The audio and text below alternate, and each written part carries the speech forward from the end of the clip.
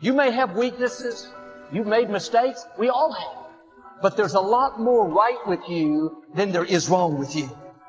Dwelling on the negative doesn't help you to do better.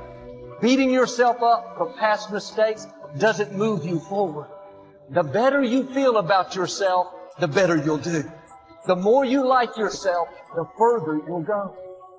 You can't give away what you don't have. If you're in turmoil on the inside, mad at yourself, critical, condemned, that's what you have to give. Love is not something that you do. Love is something that you can become. It's your quality. If your mind is in a certain way, it's joyful. If your emotions are in a certain way, it's loving. This is the quality of sweetness of body. If your body becomes sweet and pleasant, it's called health and pleasure. If your mind becomes very pleasant, it's called peacefulness and joyfulness. If your emotions become pleasant, it's called love and compassion. If your very life energy becomes pleasant, it is called blissfulness and ecstasy. Only if your surroundings become pleasant, it's called success. In Buddhism, they say replace any negative thought immediately with a positive thought. And the neuroplasticity says the same thing, because neuroplasticity is amazing, but it can be bad. If you have a breakup and you obsess about the person, you're wiring that deeply into your brain. So you have to direct your neuroplasticity, and if you do get that voice in your head, which is normal for all of us, you need to, override that with a positive statement. So your forebrain is the builder, it's the designer, it's the CEO. And when you begin to speculate possibilities, when you start to think about a better way to do something, or something you want to experience, or something you want to do, or some future event, it's an amazing phenomenon, because the researchers are beginning to show that not only do we remember a past, but the brain actually can remember a future. And so how does it do that? Well, because the forebrain has connections to all other parts of the brain, it can take a little bit of that knowledge from a specific neural network and a little bit of experience and another neural network of knowledge and another neural network of experience, and it can seamlessly piece it together to create a new level of mind. And then your brain gets a picture or an image, and then you transfix your mind on that image, and those neurons string into place that begin to fire and wire together. And every time you remind yourself of what you want to experience, you're reinforcing the circuitry in your brain to begin to install the hardware for you to actually experience that future event. In other words, the brain already looks like it's already had the event. Now that's super cool, because it really says then that we're remembering a future potential. The imagination is the most marvelous, miraculous, inconceivably powerful force that the world has ever known. And the average individual uses the imagination, if they use it at all, against themselves. They imagine what they don't want. They imagine problems coming. Let's begin to use our imagination the way God meant it to be used. It's the greatest creative faculty that we possess, and we can build anything we want. The mind is very strong, and one of the things the mind does is develop methodologies or ways of thinking that let it interact with life and not get hurt and be more comfortable. And it's the ego. When we develop a self-concept, and we change it throughout our lives, but in general, there's a self-concept sitting under there saying, I was the one that did this, and I was the one that went to this school, and I'm the one that went there, and the one that my father left or stayed, or whatever the hell it is, And basically, all of this unfolds, and you end up developing patterns of thinking based upon the experiences you've had, all right? And what I'm saying, at least certainly in my experience, is that's not what makes you wake up. That's what keeps you from waking up, all right? The fact that you're identifying with these past experiences and saying that's who I am, well, it's not who you are. You are watching your ego. You see it get upset. You see it fix things. You see it have concepts and views and et cetera, and even you're obviously very intelligent. You can use your intellect to support the ego, to support that, and so on, right? Man's greatest burden is unfulfilled potential. Man's greatest burden is unfulfilled potential. And I say, when I look at the audiences, and I know that maybe only 1% are going to achieve their potential. Not fully, I still haven't fulfilled my potential, but unfulfilled potential is man's greatest burden. And it breaks my heart, because I know what you kids are capable of. I know I've had kids with 80 IQ to 180 IQ that I mentored that have done big deals. Actually, the 80 IQ did better than the 180 IQ. Okay. And I know what they're capable of. And I know how 10 million or 100 million or whatever the number is changes lives.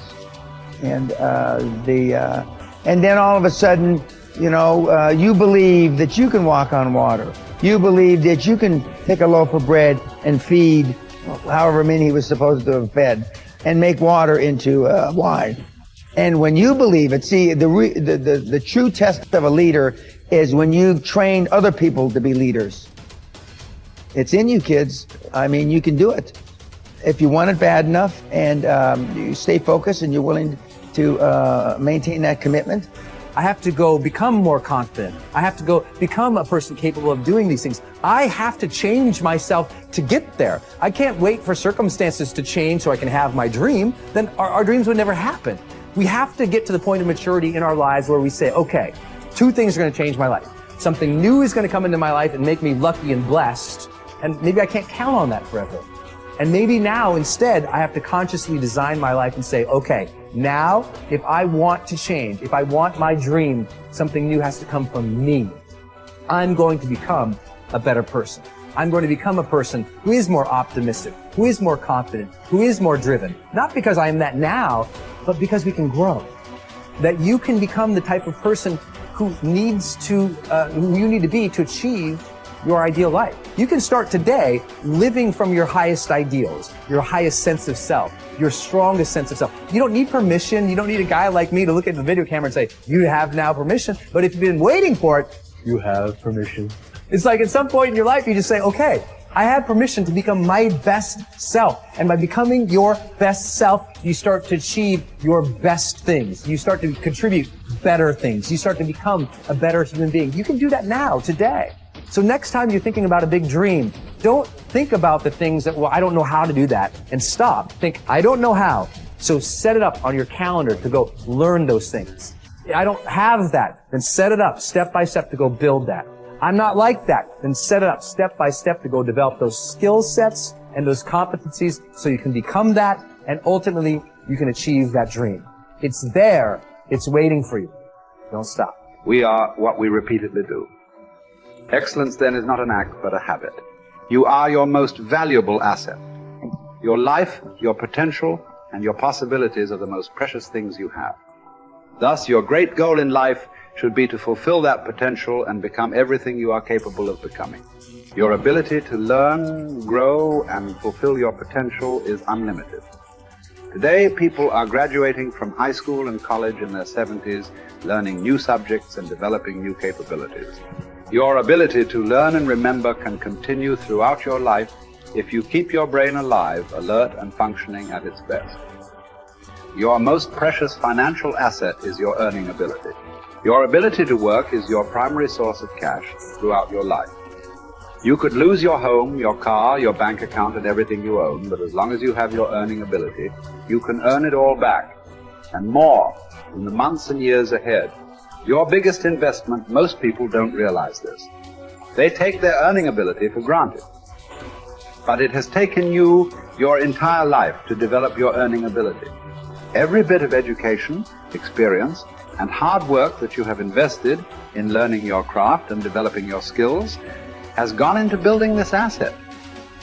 Your earning ability is very much like a muscle. It can increase in strength and power year by year as the result of regular exercise. Likewise, the opposite is true, too. If left alone or ignored, your earning ability, like your muscles, can become weaker or even decline because you have simply failed to upgrade it continually. In other words, your earning ability can be either an appreciating or a depreciating asset. What got you here won't get you any further. Some people are actually losing value each year, declining in earning ability because they are not continually upgrading their knowledge and skill. They don't realize that whatever knowledge and skill they have today is rapidly becoming obsolete. It is being replaced by new knowledge and skills that, if you don't have them and someone else does, you will be in danger of being overtaken by your competition. The achievement of personal excellence is a decision you make, or that you fail to make. But in the absence of a commitment to excellence in your chosen field, you automatically default to average performance, or even mediocrity. No one becomes excellent accidentally or by just going to work each day. Excellence requires a definite decision and a lifelong commitment. Knowledge and skill are the keys to the 21st century. Becoming the best person you can possibly be and moving to the top of your field require the application of self-discipline throughout your life. Mental fitness is like physical fitness. If you want to achieve either, you must work at it all your life. You can never let up. You must be continually learning and growing. Every day, week and month, throughout your career, and in other areas of your life. If you're going to join the top 20% and stay there, to earn more, you must learn more. Abraham Lincoln once wrote, "The fact that some have become wealthy is proof that others may do it as well." What others have done, you can do as well. If you learn how, everyone who is at the top was once at the bottom. Many people who come from average or poor families with average incomes or who grow up in average circumstances have gone on to become some of the most prominent people in their fields. And what hundreds of thousands and even millions of other people have done, you can do as well. Was philosopher Bertrand Russell once wrote that the very best proof that something can be done is that someone else has already done it.